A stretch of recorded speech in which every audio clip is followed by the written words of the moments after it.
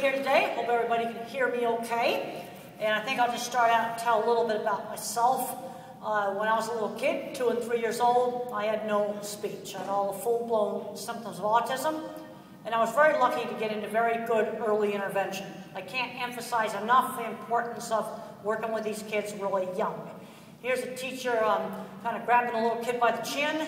The thing is, a good teacher has to kind of be gently intrusive into the child's world, because if you don't push some, then there's not going to be any advancement. You push too much, then they're going to go into sensory overload. You don't push enough, nothing's going to happen. And how can you tell how many sensory problems a kid has? Well, take them into the supermarket. Take them into take them to a hockey game or something. And if those kind of activities are screaming fit, you've got really bad sensory issues. And one of the areas where I think they really need to be doing a lot more research is sensory issues. You know, if you look at the scientific literature, there's probably 100 papers on the brain scans on facial recognition for every 1 paper on sensory. But the problem is, if you don't work on the sensory, how can they be social if they can't tolerate the place where people are social? Now, sensory problems happen with many different labels. And one of the things about all these labels is they are not precise. You know, this isn't like tuberculosis where you have it or not.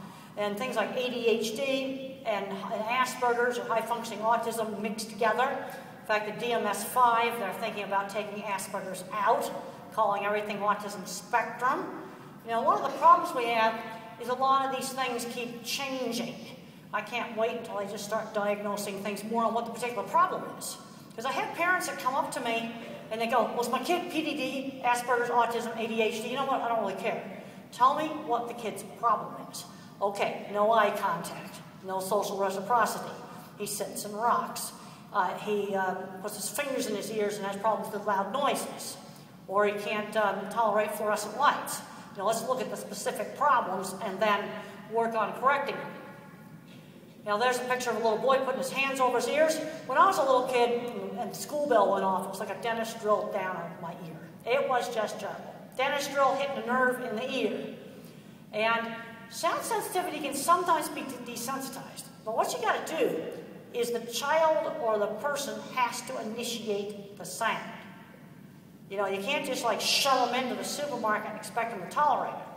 But maybe the thing to do would be, okay, we're going to go 30 seconds into the supermarket, and you give a signal, and I'll bring you back out.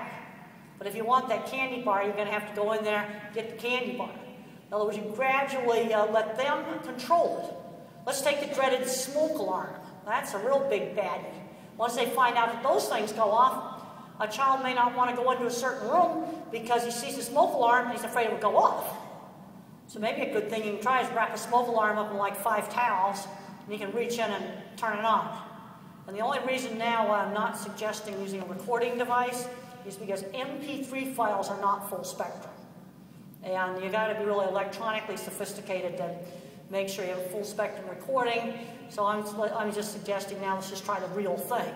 But the thing that's important is the individual has to control it. So if it gets to be too much, they can immediately leave. Now the problem in autism and many other disorders, dyslexia, ADHD, a whole lot of other labels, is you can go in and test auditory threshold, and people are going to think, oh, everything is just fine, because they can hear some little sound a mile away. But that tells you nothing about auditory detail. Auditory detail is the ability to hear the hard consonant sounds. Like if I say cat, maybe all the child is hearing is ah. When I was a little kid and the grown-ups talked really, really fast, I thought the grown-ups had their own special language.